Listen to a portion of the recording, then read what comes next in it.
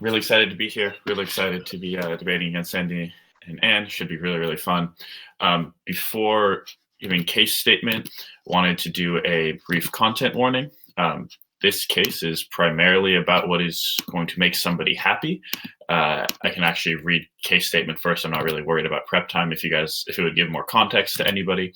But as such, it can have discussion about what makes people not happy, and thus there could be, although we don't have arguments about it, discussion of things like depression and suicide. If it would make anybody more comfortable, happy to read case statement first, anything like that, just let me know. And I'll take a minute or two. Please, active consent, so like if everybody can message me or they'd be good with it, let me know.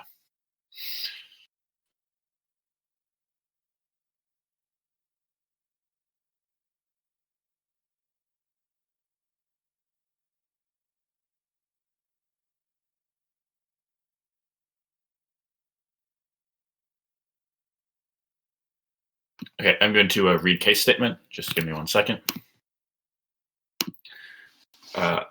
This house believes, on balance, it would be preferable to live in a hive-based rather than individual tribal-based species. What we mean by that is a hive-based species would be like bees, tribal-based species, individual tribal-based species would be like humans. So people have made analogies of this case to Brave New World. So like that would be the kind of arguments that might be made.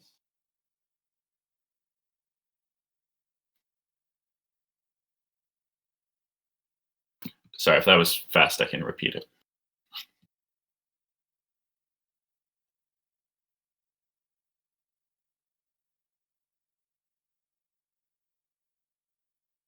I'll start POC time now.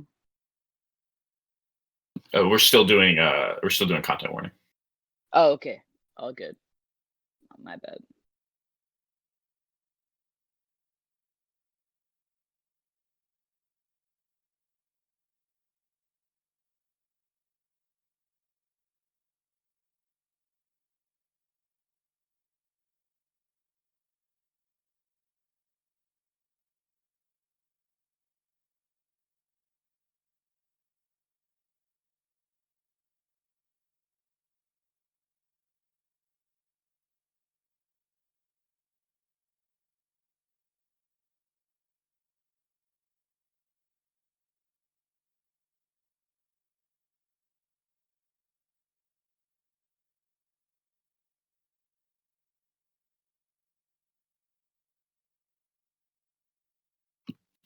Maybe I'm getting opt-in over Facebook.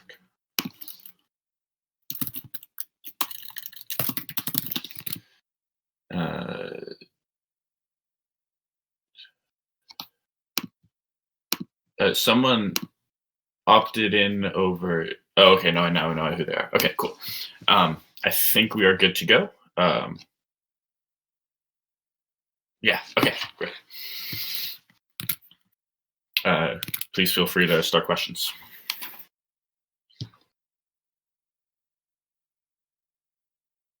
Can you talk more about what a hive-based society is? Very reasonable. Okay, so what we mean by that is, so think of bees, think of ants. It's a species where there is a physiologically different like leader. So like think of like a queen bee, a queen ant that is biologically different from a worker bee, worker ant. Characterized generally by a much stricter obedience to the hive than you would see in like an individual tribal-based society. So you have like workers who like go out and get food and stuff, and then you have like a queen or whatever that reproduces, stuff like that.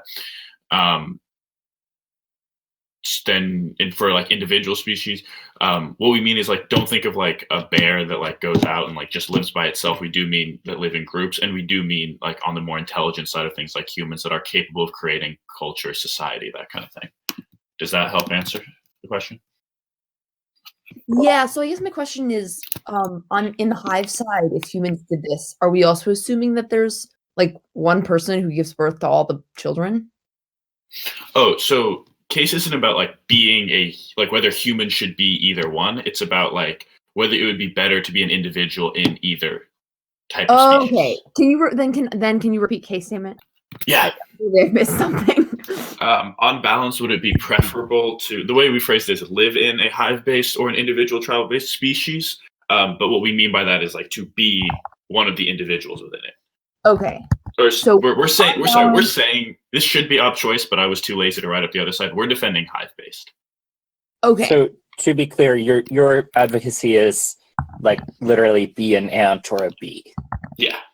Okay, cool. We're not. We don't want it to be like too specky about like, I don't know, some like thing about ants that is like specific to ants or specific to bees. Like we're right. Okay, but something like this.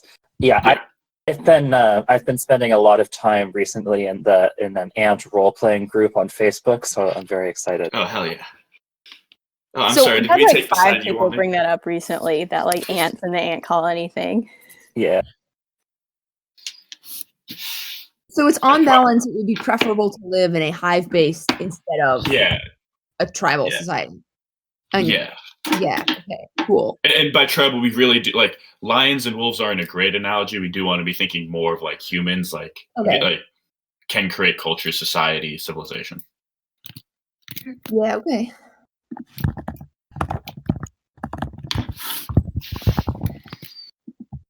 This is so cool. Wait, so but the hive-based species we're assuming can't create the things that we refer to as civilization, even if it might have other things that we might call civilization, but the things that we typically call civilization. Yeah, I mean, like if we, I don't want to caveat arguments. You could, like, if you want to like try and warrant why they would be able to do that, I guess that's okay. But probably like, okay, probably yeah, you're just not making it. Okay, yeah, okay. Yeah.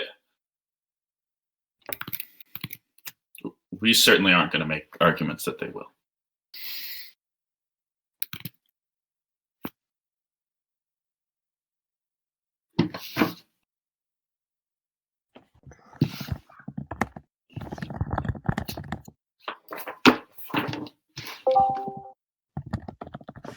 I don't think I have any more questions. Shoot, I haven't pre-flowed yet. I don't have questions either. I don't think. No, yeah, start that whenever you're ready. I'm sure the judges will appreciate it. I mean, I think we're good. I don't All right. Yeah. I think we're good. Awesome. Let's do it. So without further Happy ado, by not. oops, sorry, Anne, I cut you off there. Oh, I was just making a joke about Caleb. Okay. All right. So just to be clear, we are defending hive-based. You guys are defending. I know I didn't make this off choice, but I just know I phrased case statement. We're defending hive. You guys are defending individual tribal. Anybody? All the judges good on case statement? Yep. Yeah. Yeah. All right. Starting in 3, 2, 1. The first contention is about the nature of happiness. The first subpoint is a rejection of dualism. We think that happiness is entirely based on physical processes like all other mental processes. Mental processes are the same as physical ones for 3 reasons. First, the law of conservation of energy means that mental forces or energy cannot arise spontaneously because there would be nothing to ensure that they never led to energy increases. Thus, they must come from the same physical material and forces observable by science. Second, neurologists and psychologists can explain human behavior by DNA and neurons firing in our brains, both of which are physical entities. Third, the physical trauma alters someone's personality. Physical alterations of the brain, such as drugs or lobotomies, affect the process of the mind. If I take LSD, it is going through my blood and into my brain and thus affects my mind. This is true of numerous medical methods, and if the component parts of the mind are things that the brain does, then there is no distinction between the mind and the brain. The B subpoint is that free will is a lie. This is true for several reasons. First, in quantum mechanics, all particles have a definite position and velocity. Scientists can determine their movement based on equations. All of these particles have existed in the universe prior to our existence. Then, the laws of physics acted on them to get to us today. If we are just amalgamations of these particles, it is possible to predict every event in history just knowing enough science, and thus there's no room for free will. Even if physicists are wrong and there's some degree of randomness and unpredictability about the movements of the particles, it does not mean that people have control over their randomness, since their thought process are still determined by some of random particle political movements and not any kind of independent will-making choices. Additionally, our choices are often heavily shaped by our genetic code, our childhoods, and our cultural conventions. The C subpoint is, why did I spend all this time talking about it? What are the implications? We tell you that humans grow frustrated because the way they perceive themselves as coherent identities, freely making choices, never matches the reality of how they exist. This is going to be true for all individual tribal-based species because they have to define themselves as individuals. That's why we hear people say, I don't feel like myself, or that wasn't me, all the time. Additionally, the pressure to define yourself specifically as an individual in contrast to billions of other individuals in society creates extra pressure for forming an identity that is both coherent and unique. This is unlikely both because humans are really more or less a mess of impulses, hormones, and emotions than they are any consistent whole, and also because it is unlikely that one could truly be both consistent and unique in a society dominated by mass culture. Bees don't have this problem because they aren't conscious of their existence and reflect on it in the same way. They merely experience pure, unadulterated physical pleasure without psychologically complicating it by holding up happy experiences to see if they're compatible with their conceptions they have for themselves. We think it's very likely that Opp makes arguments about freedom and stuff like that, but recognize that none of those matter if it is the case that all of happiness is purely material and physical. The final subpoint under this contention is about evolutionary predispositions. Even if you don't buy that in the abstract notions of freedom and choice are irrelevant, we think within the context of this round they are. First, freedom and choice always exist on a sliding scale. Even ants have choice and humans are constrained. However, the value we place on freedom differs based on individual predispositions. We would posit that hive species value freedom less than individual-based species. Recognize that species succeed because they do things that promote reproduction. Happiness is an evolutionary mechanism that supports actions that help a species survive. Otherwise, individuals pursuing their own happiness would take actions contrary to their individual self-interest and would eventually become extinct. What this means is that hive-based species are biologically predisposed to be happy with less freedom and choice. Now, the problem for Opp is that individual-based species do not share this predisposition, yet are still forced to exist in a state of oppression. For all intents and purposes, humans, and all tribe-based species, live in a hive. Political units exist to provide for and protect those within them. However, they compete with other political units within the species, predation, and other environmental threats. Even within species, such as humans, that have supposedly mastered their environments, competition between countries generates the same pressure. Ultimately, individuals must forgo their individual liberties in exchange for security. Moreover, living in a group itself requires sacrifice. We must constantly focus on appeasing those around us, making sure that our actions are in line with cultural norms. Once again, we sacrifice our individuality. The impact here is that by sacrificing their individual freedoms to access security and other rights, individual species are de facto living within a hive. If both humans and bees live within a hive, the meaningful comparison for the round is which species is better situated to enjoy that life. We posit that hive species are better for two reasons. First, the evolutionary predisposition argument we already gave you, that they are happy despite lacking freedom, because the way that they are designed mean that the synapses and neurons in their brain fire despite not having freedom and autonomy. But second, the hierarchies within their species are more ingrained and thus stable. There's a physiological difference between a queen bee and a worker bee that clearly delineates their station in life. This means that bees are better able to accept their life and be content. Meanwhile, the working class in human society do not view themselves as fundamentally different from the wealthy. They are physiologically more or less the same, and thus resent their position in life, breeding discontentment. That is to say that I reflect on where I am and I'm unhappy with it. So even if it is the case that individual-based species have more freedom and have more rights and autonomy than hive-based species, we think they're constantly unsatisfied because they yearn and view themselves as fundamentally equal to everybody, but they are never able to achieve that real equality for the competition reasons that we told you earlier. That is necessary for individual tribe-based societies to enforce hierarchies within themselves that are then fundamentally incompatible with the way that people find happiness. The second contention, as I move into the 5th minute of my speech, is about happiness as a bug. The first subpoint is material happiness. We think that collectivist species will always be material better off than individualist species. First, while individuals are able to focus on providing for their own needs before that of the community, this impact pales in comparison to the benefits that a community offers to the individual.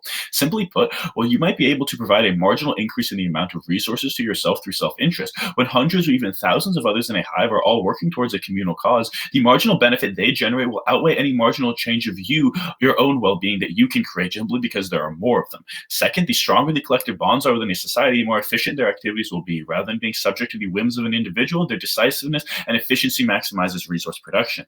The second subpoint here is psychological happiness. The argument here is that being stupid is pretty lit. First, we're going to argue that hive species are less intelligent than individual-based species. Hive mind species are less likely to be intelligent than individual species, or at least the vast majority of them are likely to be this way for 3 reasons.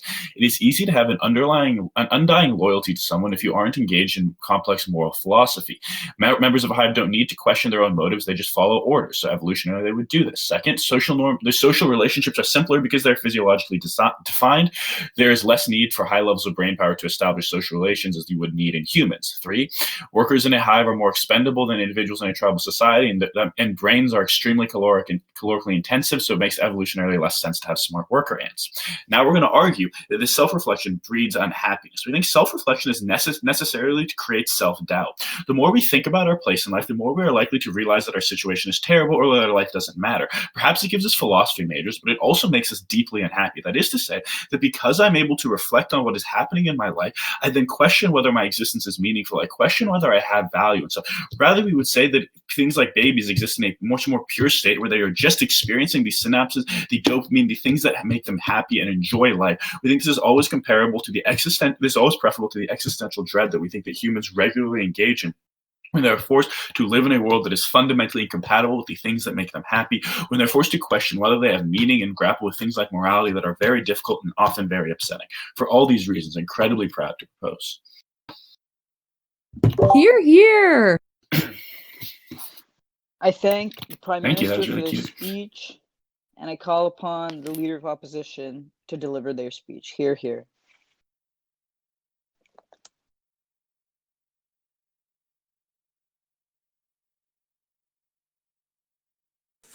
All right. Thanks a lot for this case. It's really interesting, and I'm glad that you wrote up the side that you wrote up. Yeah, normal pleasantries. It's kind of weird doing it not in a room where people are here. So, but everyone on the call, I appreciate you. Great. You're not just worker ants to me. Okay.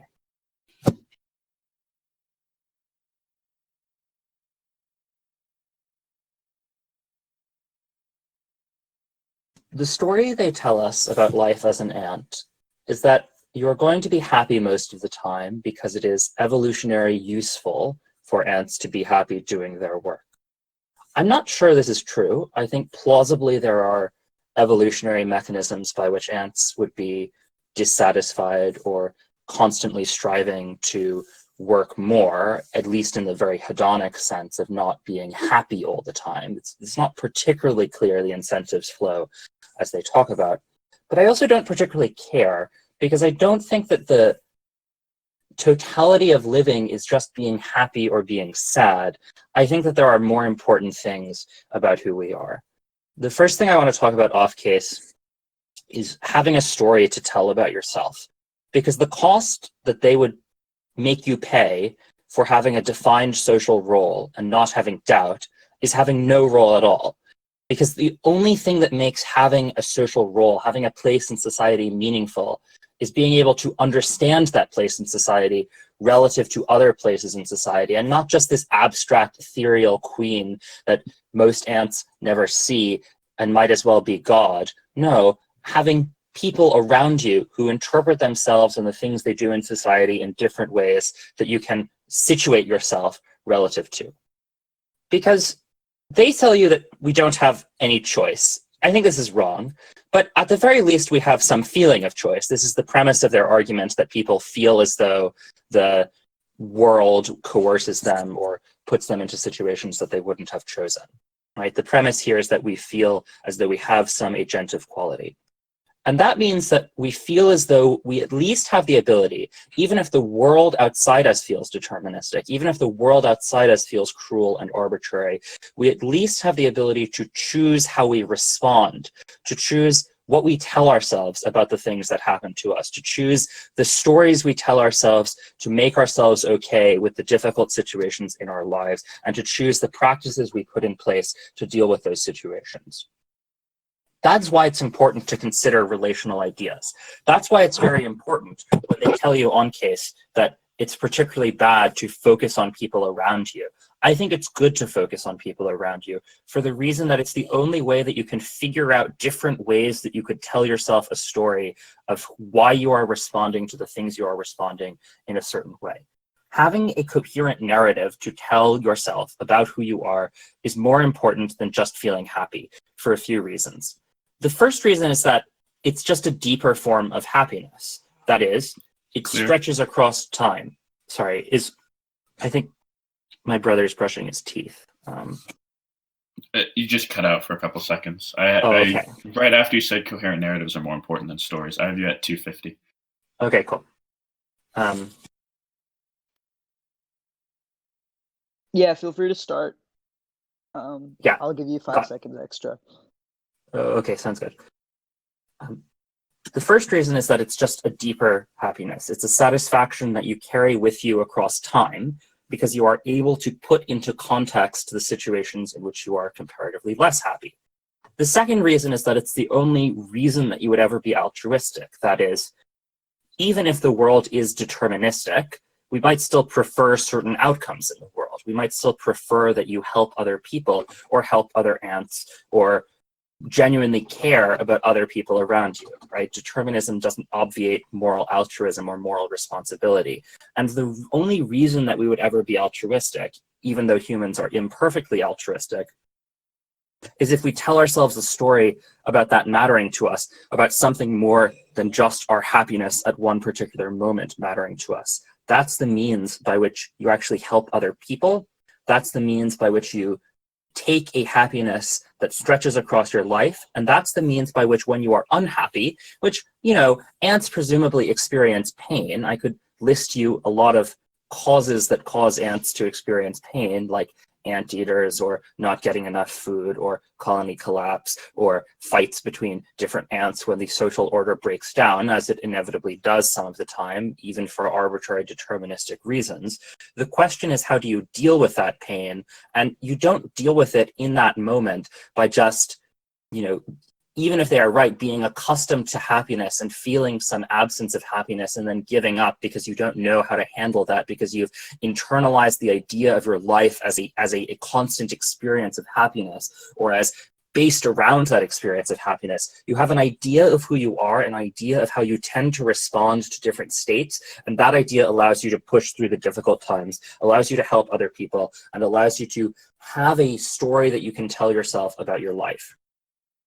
The second argument I want to make off case is about choosing, sort of the importance of choice when we choose to value things. Because I think that ants and bees, in the way that they are talking about, are incapable of love. And I think that's incredibly sad. I think that the only thing that makes it meaningful, and yes, look, maybe it is arbitrary whom we fall in love with, maybe it's deterministic, but at the very least, when we love someone, we recognize that a world exists outside of ourselves. We are more conscious of the universe because we suddenly care a lot about more than just the happiness or pain we experience. We suddenly care a lot about another person. And the only reason we care about that other person or that other being is because we made some choice to let ourselves fall into that state, to let ourselves enter into a relation of deep care and sublimation into caring about that person. If you don't love people, not only do you have a less understanding of the universe, and we think understanding the universe is fairly good because you are wrapped up in yourself. It isn't a question of intelligence, it's a question of sort of the breadth of the scope, but it's also the case that you simply live a life in which you don't gain the inherent moral value of being in a relation that is meaningful to you, rather than just a relation with a community, which the way they characterize hive communities when they're saying that humans live in a hive community is fundamentally coercive and fundamentally not something that you feel this deep connection to, even if you feel that you should be happy or that you are content or that you have a place or something. So I think this is a world in which you don't know who you are, in which when you feel pain, you don't know how to reconcile that pain, and in which you can't love other beings. I think that's a world in which the more meaningful experiences of life. And sometimes that is deep disappointment and deep sorrow, but those are still experiences that make us people. Those are still experiences that we think are meaningful simply because they broaden our understanding, they broaden our narrative of who we are, they broaden our experiential choice. Not choice, but like, I don't know. Okay. There's no reason to believe that experiencing happiness is better than experiencing sorrow. There is reason to believe that having choice over how you construct who you are is good, is basically what I'm trying to say. On Case, they say that dualism is false. I don't know. I think the mind and the self clearly have different properties, and it seems like if they have different properties, they must be different substances. Law of conservation of energy just means energy is physical, not that the self is physical. We can't explain everything, and yeah, the physical world can affect our minds. That doesn't mean that it is the same with our minds. I think there are good reasons to believe that there are dualism. Second, though, you know, we don't perceive ourselves as making choices all the time, but at the very least, we perceive ourselves as making choices psychologically about how to respond to things. Then they say that stable hierarchies, one, I don't know how stable they are. Like the working class sometimes gets things that it wants, but second, the stable hierarchies means you never consider why that hierarchy would bring you contentment. So I don't think you get the benefits from it. Self-doubt and reflection is good because there is value in having a broader understanding of who you are and the world in which you're living.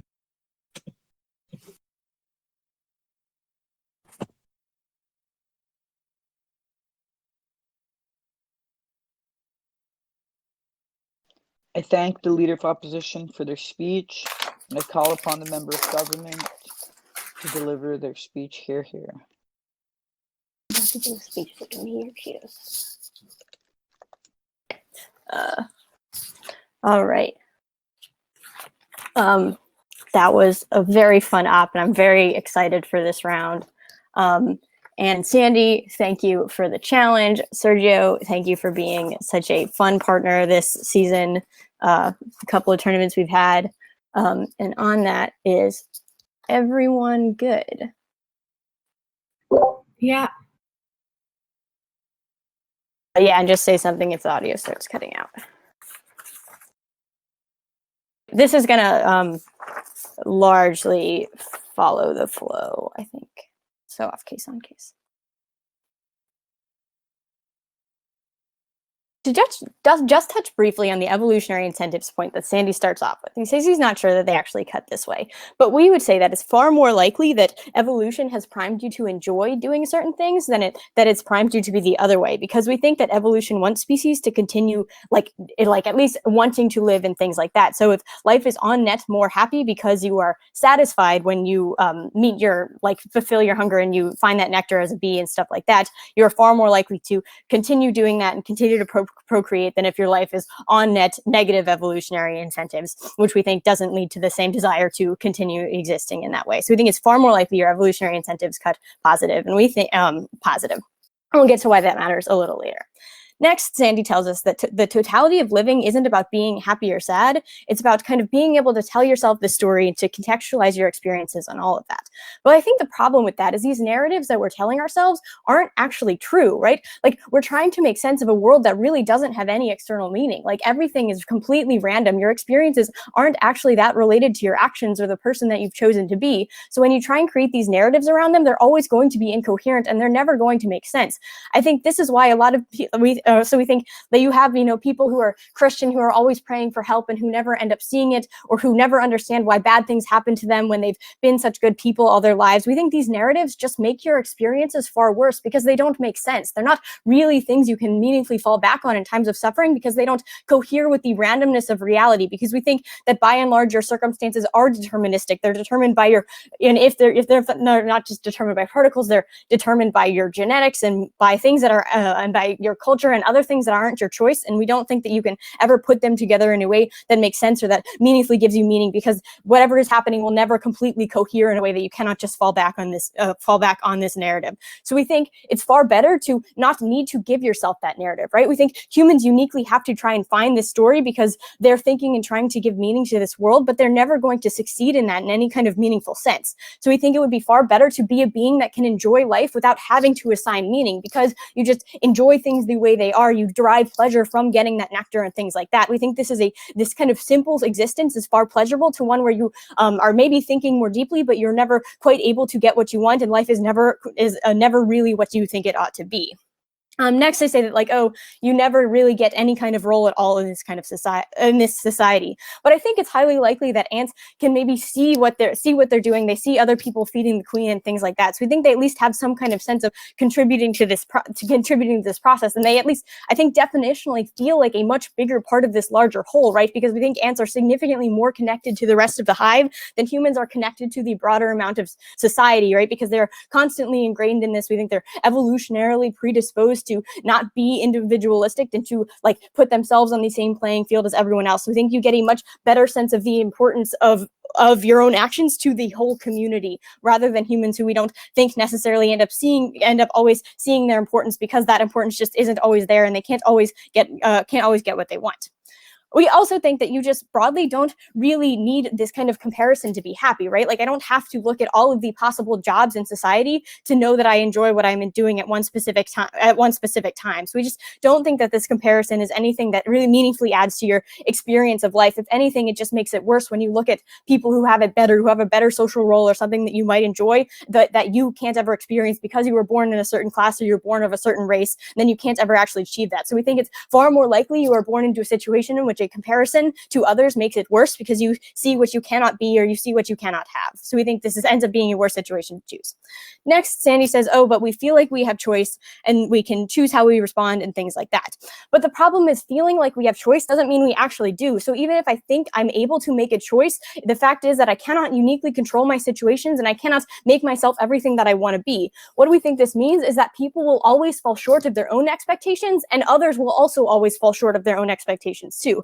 I think this means that when someone fails, when they don't behave correctly, when they act not altruistically and things like that, people are more likely to assign blame, because they'll say you ought to have chosen differently. You ought to have chosen to not behave individualistically. And that we think that means this ruins your relationships with other people when you are assigning blame and you're assigning guilt where it's actually not deserved in any kind of meaningful sense, because people don't actually have the choice that we all seem to think that they have.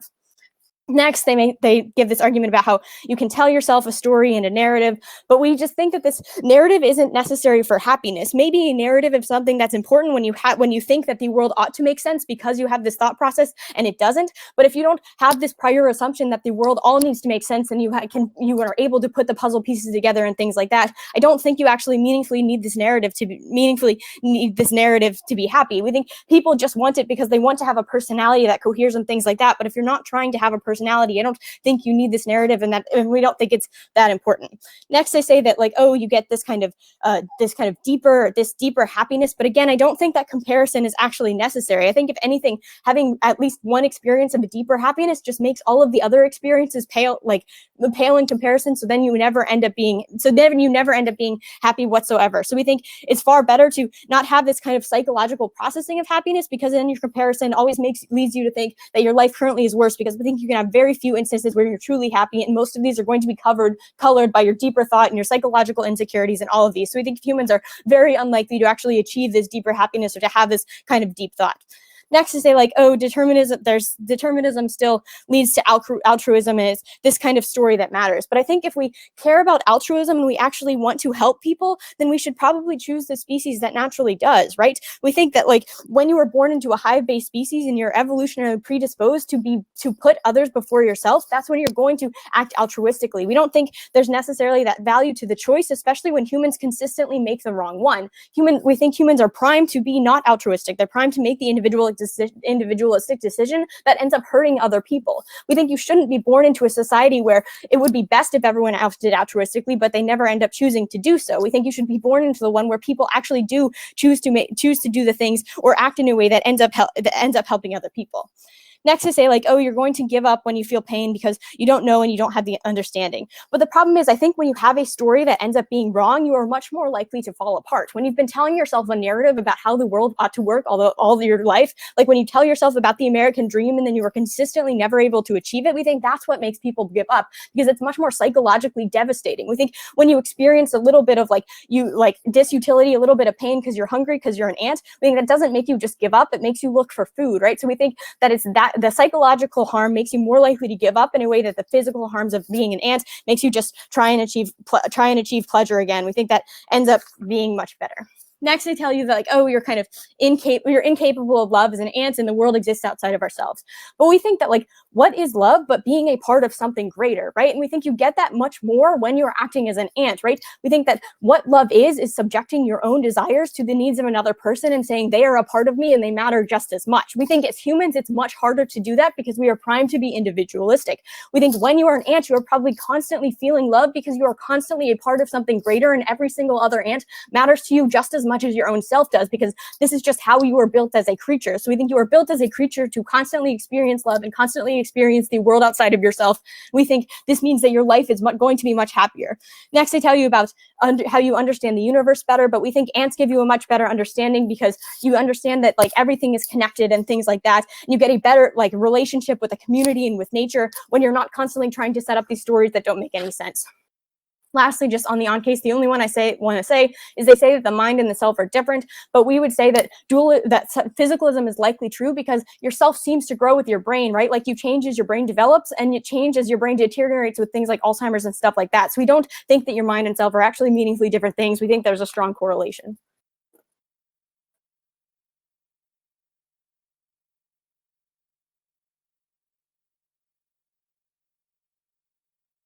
I thank the member of government for their speech. And now, to close out the constructive portion of the round, I call upon the member of opposition here. Cool. I'm gonna do a little more pleasantries, because I really like them, and I didn't think I was gonna get to do very many more because I thought the season had ended. I firstly want to thank Sergio and Ali for running a really incredible case. Feels really meaningful to get to debate this. Definitely worthy of waking up at 6:30 in the morning. I want to thank Sandy for debating with me. I wasn't going to debate at this tournament because I was really tired. And then he was like, do you want to debate? And I was like, yeah, of course I want to debate with you. I want to thank my team. I see like 3 people in this chat watching who are on the BDU, 2 of whom I know for sure woke up at also 6:30 in the morning because they're on the West Coast to watch us. And that really means a lot to me, as I have said every out round that my team comes to. I really love my team a lot.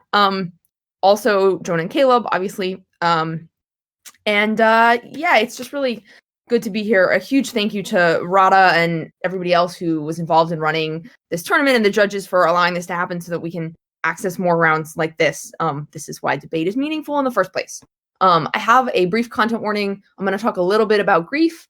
If people want to opt out of that, just like message me on Facebook or DM me in this like Discord chat. I'll wait like a minute. You don't have to opt in, but you can if you want. But yeah, if you want to opt out, just let me know. If I don't hear from anybody in a minute, I'll just assume it.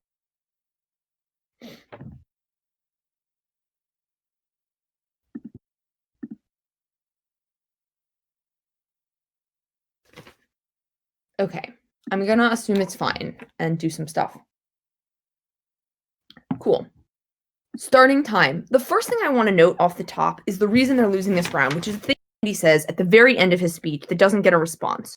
What Sandy says is that because ants live in a stable hierarchy where there is no possibility of change, there is no comparison with others, you're just doing your thing, you're just a cog in the wheel. Because that is the case, and because it is so stable, ants literally, and bees and whatever, don't consider that there's another possibility, which means that whatever happiness they feel is extraordinarily minimal, basically non-existent, because happiness is about an evaluative state. It's about getting something. Happiness, for example, even in the examples they provide about happiness, about food, that's an evaluative judgment. It's a consideration of the comparison between if I didn't have food or 5 minutes ago when I didn't have food and was hungry, now I have food, now I feel better. So if we lived in a world in which all of our physical needs were met, we would not consider that to be happiness.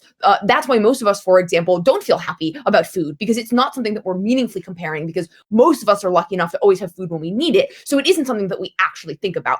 So this means that when you are an ant, that when you are in this stable hierarchy, if it is the case that all of your needs are met, you are going to just not feel happiness in a meaningful way. That's why I'm not for example, I'm trying to think of something that I don't ever think about and I can't think of it, right? There are things that I'm happy about that I haven't been like that I haven't had the experience of not having. So this means their side of the house, if when times are good and ants are happy, don't feel any meaningful amount of happiness. The difference is that on our side of the house, we can conceptualize and imagine these things much more. Insofar as that is the case, I think you're going to be voting for us.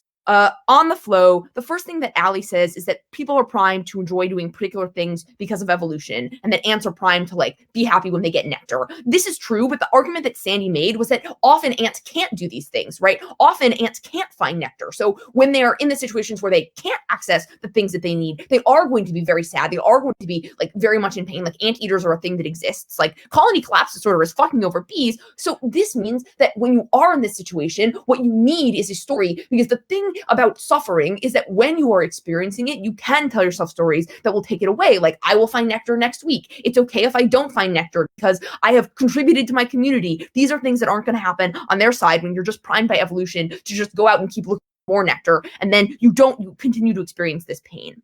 They say that the stories that you tell yourself aren't true, that the world doesn't have any meaning. And this is true, that the stories aren't always true. The thing, though, is that they feel true to people, and that when they don't feel true, we can tell new ones. I think they strawman a lot of our arguments, because it isn't the case that you tell yourself a story about how everything is fine, and then the world is like, nope, everything's not fine, and then you're just like, fuck. Right? Like, the thing is that people can adjust the stories that they tell. They say that you just feel worse because the story doesn't make sense, because you have believed that you had some sort of claim to a good life, and then the universe took that good life away from you. Like, you can tell a different story. You can tell a story about how you have survived randomness. The story that I tell myself is that I'm surviving like a lot of really bad shit because of the other people who care about me, and they are here for me and they're helping me, and I am telling myself story. So it doesn't make sense. Sure, a lot of things don't, but you can tell a story around the ways in which it doesn't make sense. You can tell a story in which some things don't make sense. Like, don't believe in God. The story that I tell myself about my mom's death is that it doesn't make any fucking sense, but it doesn't make you feel worse. The rest of the story is the thing that matters. They say it's preferable to not assign meaning at all, because then you don't have this. The problem, though, is that massively reduces happiness. Listen, we tell you that happiness allows you to remember. Happiness matters because you can remember things. So we tell you that when you can remember the good times, even when you are in pain, this gives you massive amounts of happiness. I'm not going to see my friends for like 4 months because of goddamn fucking coronavirus, but it's still really meaningful that I can remember like the shit that we used to do see each other. This allows you to feel happiness even when you are in the midst of suffering and pain. Like, yes, it is also true that sort of ability to conceptualize and remember is to some extent symmetric, because you can also remember suffering during the good times. The impact, the reason that this matters, though, is that we tell you that you can choose which to focus on. You can choose to focus on the happiness rather than the suffering. Like, you can choose to remind yourself of good things. I have a folder on my computer of like nice things that people said to me. When I'm feeling sad, I go look at those. So yes, memory allows you and sort of, more ability to think allows you to both suffer more and be happy more. But you can decide which of those matters, which means that because you have this choice, you can always move towards more happiness. The comparative is an ant that one has neither of those things, which means that but also doesn't have the ability to choose, which means that it's just like when things go bad for the ant just suffers. Whereas for humans, we can find happiness and joy even in the midst of really bad times. They say you can see the importance of yourself if you're just a cog in the machine, because you see that you are contributing to the like ant colony. The problem, though, is that you are replaceable. Maybe you're important, but you're not uniquely important. You're important only in the way that everyone else is, and that isn't important because you're just a cog in the machine. We tell you on our side, even if there are times where you feel like you aren't doing anything and you aren't mattering, there are other times where you feel like you matter very much, where you matter very uniquely to someone, and that allows you, hopefully, to feel that in the times you feel like you don't matter, to know that you have the potential to matter and that you can actually do something, as opposed to just doing what literally every other ant around you doing. They say that when you can't control, because you can't control things, you feel that you have failed, you fall short of your expectations, you assign blame and you assign guilt. So this is obviously like empirically a thing that happens sometimes, but again, we tell you that you can change the story that you tell, that you can change the ways that you think about these things. But more importantly, we tell you that even if this is true, we tell you that it's fine, that suffering is okay, and that their conception that the thing that you care most about is happiness just isn't true. Suffering, even if it is the case that they're right about how you always fall short, you're not going to be able to tell a better story. You're just going to feel full of blame and full of guilt. It's fine, because those things are things that make you more able to think about the world. They allow you to engage with others and interact with others. Like, they don't give you, I think, a meaningful enough conception of why, even if primed to care about like happiness as a sort of evolutionary mechanism to get us to like reproduce, that doesn't mean that it is the only thing that has value. We think we've given you a conception that other things do have value. We think that this is more important. They say so Sandy does some weighing for you about how being able to tell yourself stories is more than happiness. They say it's a deeper happiness. We say it's a deeper happiness because the bad things in the context. They say it makes the bad things pale in comparison. If you have one moment when you're really happy, everything else seems worse by comparison. This is not true. This is what memory is. You can remember, for example, the best round you've ever had, and you can be happy about that for years to come later. They say if you want to help people, that you should pick the species that evolutionarily helps people, and that there's no value to choice. So we think their side of the house, ants, whatever, only help people if it benefits them. But if an ant is like, gonna die and they're not able to actually help the colony, they will be like kicked out of the colony and killed, which means it's not altruistic, doesn't feel altruistic, and is terrifying for this ant that is going to die suffering alone in pain. This is something that humans do much less because of the fact that we are altruistic in a meaningful way, because we are putting forth the value of happiness.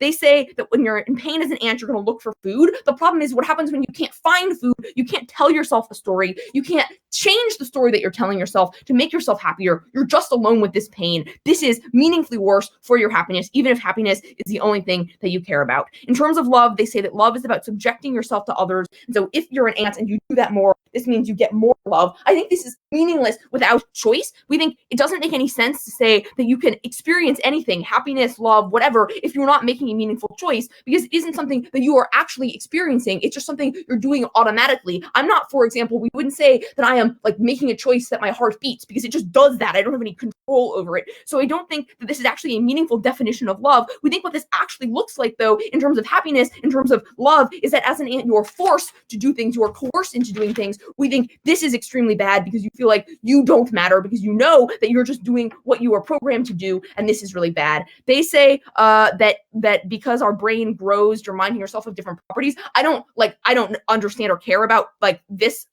I think the important thing is that people feel that they have choice and feel that they have, some sort of ability to control things. Even if they don't, it doesn't matter because they feel like they do. We're proud to.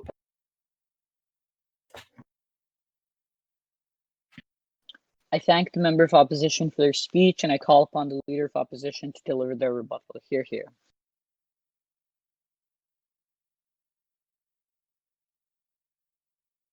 And sorry, Sandy, before you start, when you're doing points of orders, guys, just remember to unmute yourselves first. And also all points of order will be taken into consideration by the panel, and no backs and forths and such.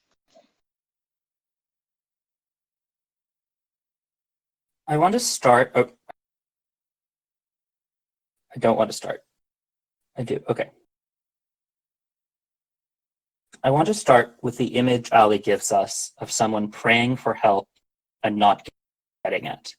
I pray a lot, and sometimes I don't get tangible help.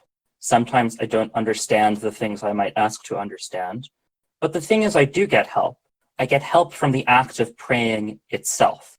That doesn't mean everyone has to pray in that way, because we also give you the argument that when you are praying, when you make that choice to respond in that way, you situate yourself relative to everyone else in your life who prays, and everyone else in your life who responds to circumstance in different ways, and all the other possibilities that you have tried out about how you respond to things. Even if I'm just atoms and particles, those atoms and particles matter, and those atoms and particles in the act of choosing to pray, even though it is deeply messy and deeply unsatisfactory and deeply doesn't answer the questions that you might have, still gives yourself something to hold on to, and sometimes that is all you need when you are suffering. It isn't the fact that we are suffering that matters. The question is whether that suffering expands us as beings.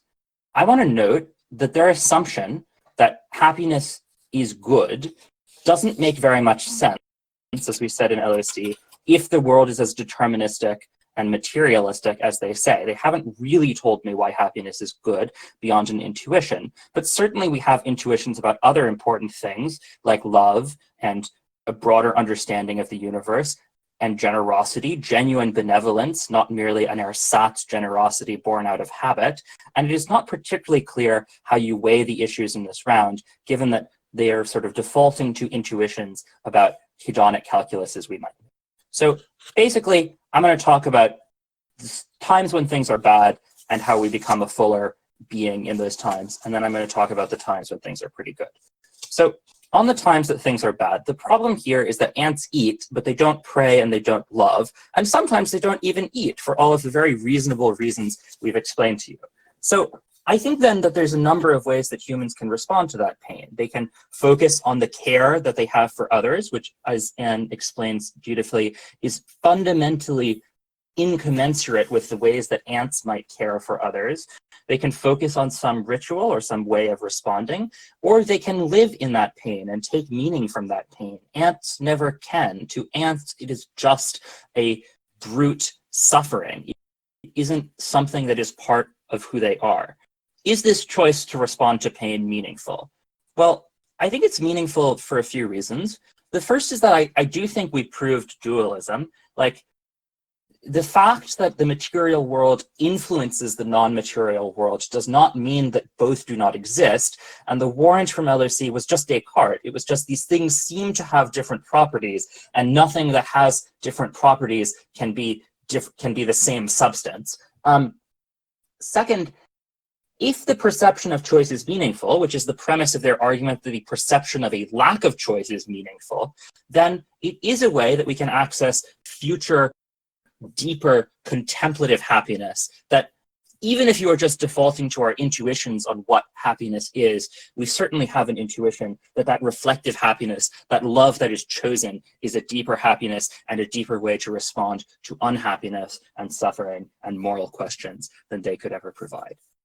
So I think that's the argument about how we respond to when things are difficult, on a circumstance in which things are less difficult. I just don't think they've proven that ants exist in the blissful state that they tell you about. I think not only is it unclear that this is the relevant evolutionary incentive when we posit other ones, such as fear, but also your world narrows. It becomes a happiness that is not relational, a happiness that is instinctual, a happiness that you have never known anything else. It is not clear that that is meaningfully happiness. It is just being a machine. The argument here is that even if you want to assess this on how much happiness, you need suffering for the happiness to be meaningful. I wasn't in school for a year because I was very depressed, but I wouldn't give that away for all the unreflective bliss in the world, because it helped me figure out who I am and it helped me be happy in other moments.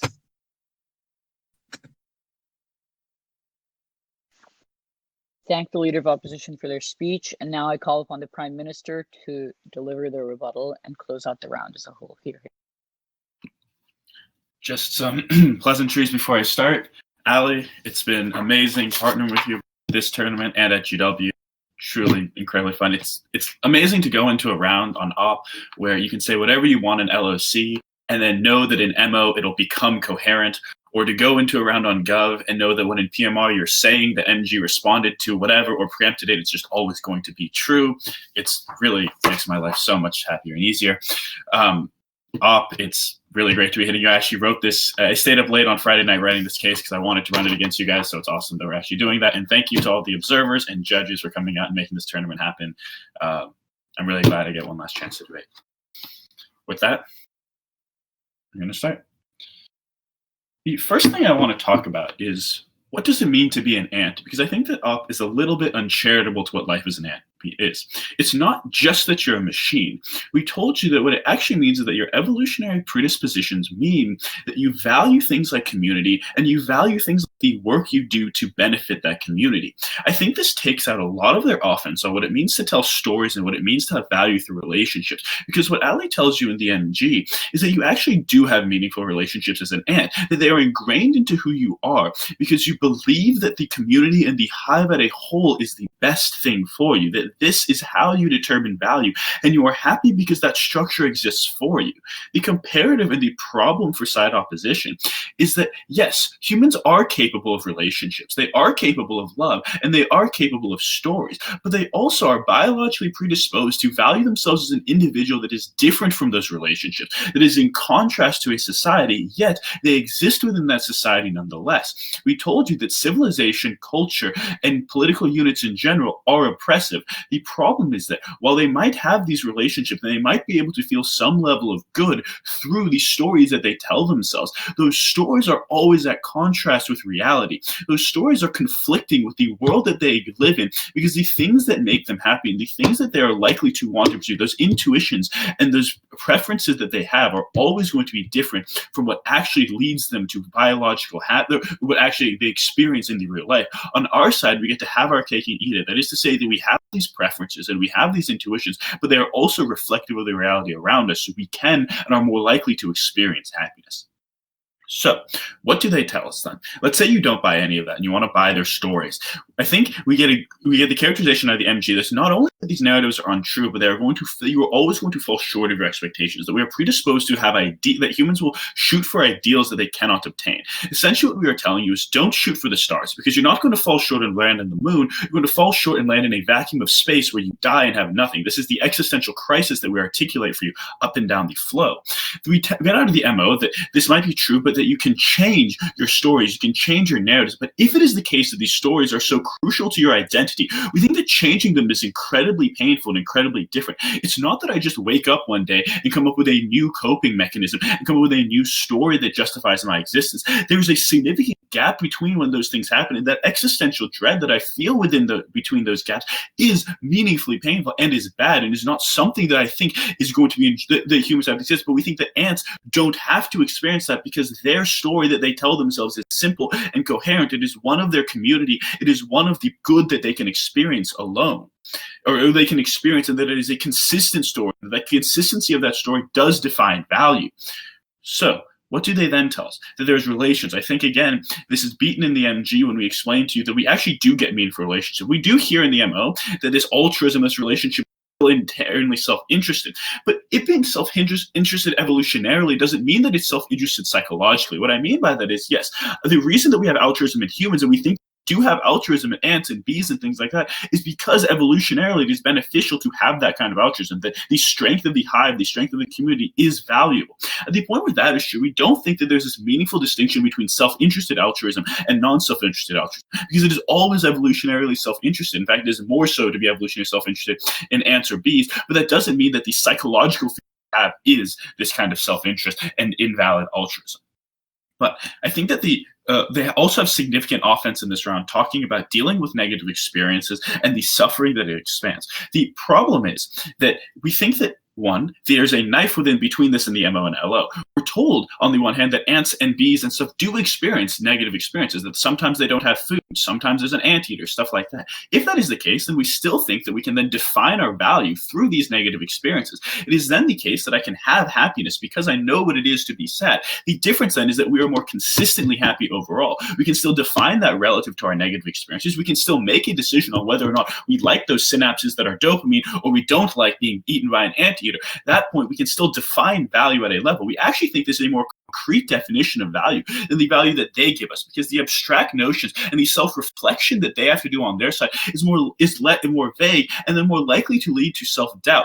We don't think that they ever answer the idea that they're going to have a question of whether or not they are valuable, whether or not they have moral worth or good, and that this capacity for doubt undermines all their other capacity for experiencing happiness. On our side, the difference between pain and pleasure is something that we experience and we can clearly differentiate. Maybe you like pain, fine, then you can pursue pain. But on our side, we at least are able to evaluate between those concrete metrics. They tell us that happiness so I think that this means that we still experience this. But the final weighing mechanism, or the final thing that we think we can win on, is simply material happiness. We gave you two arguments out of PMC that they didn't address about why it is the case we're always going to be materially happy.